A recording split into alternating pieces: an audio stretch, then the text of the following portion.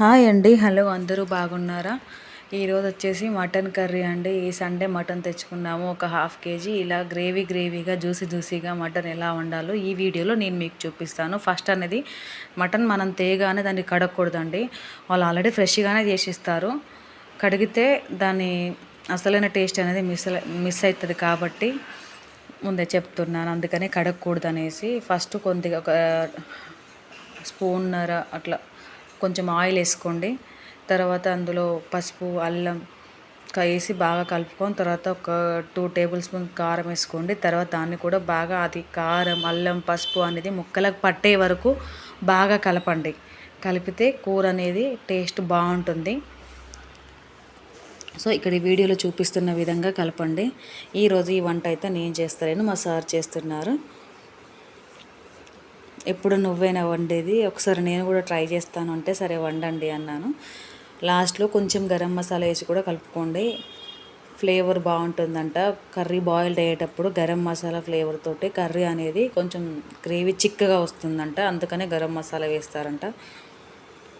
కొంచెం గరం మసాలా కూడా వేసుకొని ఒక 2-3 మినిట్స్ అటు ఇటు అని కొంచెం పక్కకు పెట్టుకోండి, ఒక 5 మినిట్స్. తర్వాత హాఫ్ కేజీ కర్రీకి మీడియం సైజ్ ఆనియన్ అయితే ఒకటి సరిపోతుంది.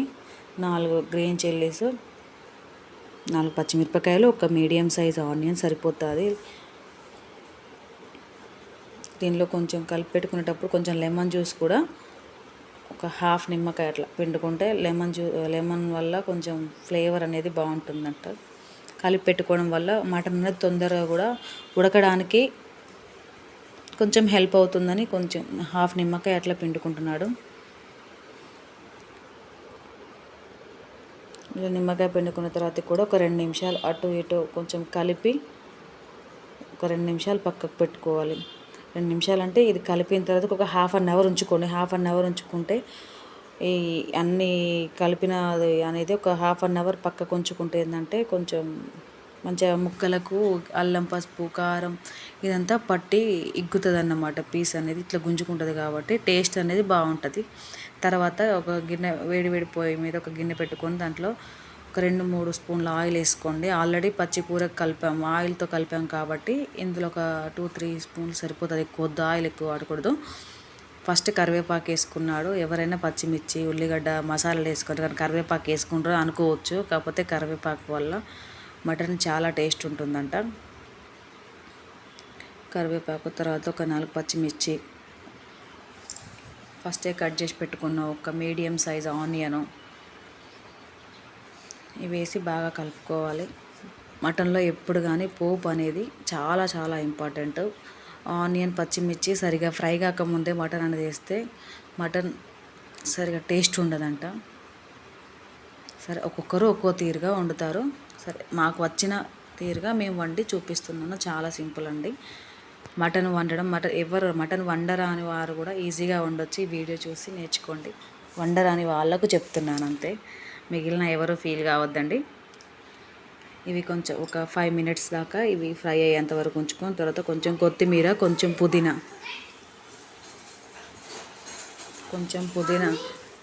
పుదీనా వేసుకొని కలుపుకోవాలి.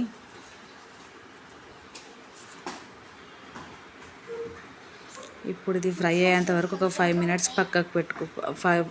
5 మినిట్స్ వరకు ఫ్రై అయ్యే వరకు మూత పెట్టుకొని వదిలేయాలి. చూసారుగా ఇట్లా కచ్చపచ్చగా ఉన్నాయి. ఒక 5 మినిట్స్ తర్వాత ఇలా ఫ్రై అవ్వాలి. అందులో పసుపు వేసుకొని తర్వాత ఇంతకుముందు మనం ఒక హాఫ్ అన్ అవర్ బ్యాక్ కలిపి పెట్టుకున్న మటన్ని ఇప్పుడు ఇందులో వేసి కలపాలి. జనరల్గా నేనైతే వాటర్ ప్లేట్ యూజ్ చేస్తాను. అంటే పైన పళ్ళెం పెట్టి అందులో కొన్ని వాటర్ పోస్తాను.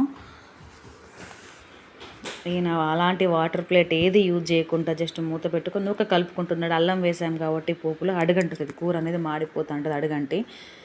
ఏ కూరలోనైనా అల్లం వేస్తే కంపల్సరీ వాటర్ ప్లేట్ పెట్టుకోండి. ఎలాంటి అడగంటకుండా కూర జ్యూసీగా వస్తుంది. కానీ నా వాటర్ ప్లేట్ పెట్టుకోలేదు, అడగంటకూడదనేసి ఊక కలుపుతూ ఉన్నాడు.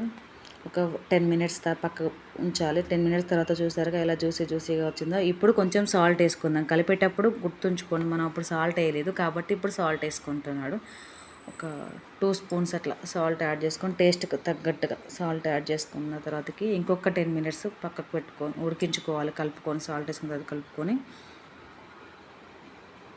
చూసారు కదా. ఇప్పుడు కొన్నన్ని వాటర్ పోసుకుంటారు. కొన్నన్ని వాటర్ పోసుకొని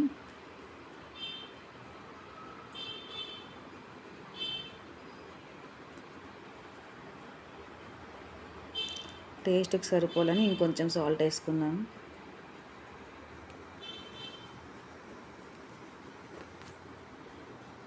చూసారుగా ఇలా ఆల్రెడీ ముక్క ఒక 70% ఉడికింది. లాస్ట్లో కర్రీ కొంచెం వాటర్ పోసుకొని తర్వాత కొంచెం గరం మసాలా వేసుకొని లాస్ట్లో ఇది కర్రీ. వీడియో నచ్చితే లైక్ చేయండి, సబ్స్క్రైబ్ చేసుకోవడం మాత్రం మర్చిపోకండి. Bye bye.